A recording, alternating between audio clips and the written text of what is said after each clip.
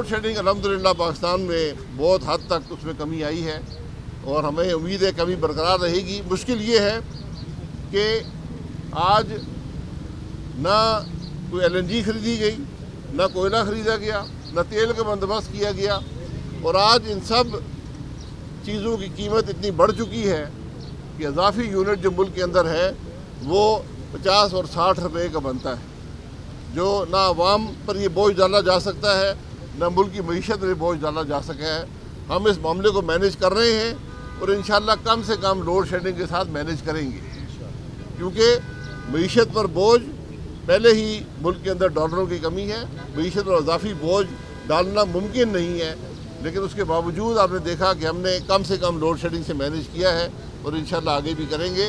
عمران خان صاحب کو تھریٹ آئی ہے تو حکومت اس تھریٹ کا پورا مقابلہ کرے گی، لیکن عمران خان صاحب کو پہلے بھی بہت سی سازشیں ادھر ادھر سے ان کے خلاف ہوئی ہیں جس کا کبھی کوئی ثبوت نہیں آیا۔ اللہ کرے یہ بھی اسی قسم کی سازش ہو جس کا کوئی ثبوت نہ ہو۔ یہ خدشات صرف ان کے ذہن میں ہیں، اور اقتدار جانے کے بعد یہ ساری سازشیں اور یہ ان کے خلاف جو تھریٹیں آئی ہیں تو ہمیں ان سے ہمدردی بھی ہے، اور حکومت انشاءاللہ ان کو پروٹیکشن پہلے بھی مہیا کر رہی ہے اور اس کے بعد بھی کرے گی۔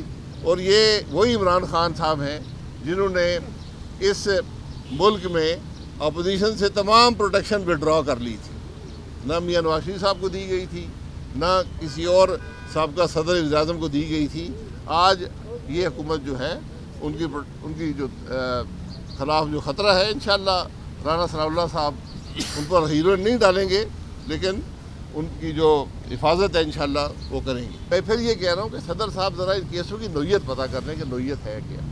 آج 4 سال ہو گئے عدالت میں آتے ہیں، 4 سال ہو گئے ایک عدالت کراچی میں جاتے ہیں، اور کیس کی نوعیت کیا ہے؟ کوئی کرپشن کا الزام ہے، کسی کو آپ نے پکڑا ہے؟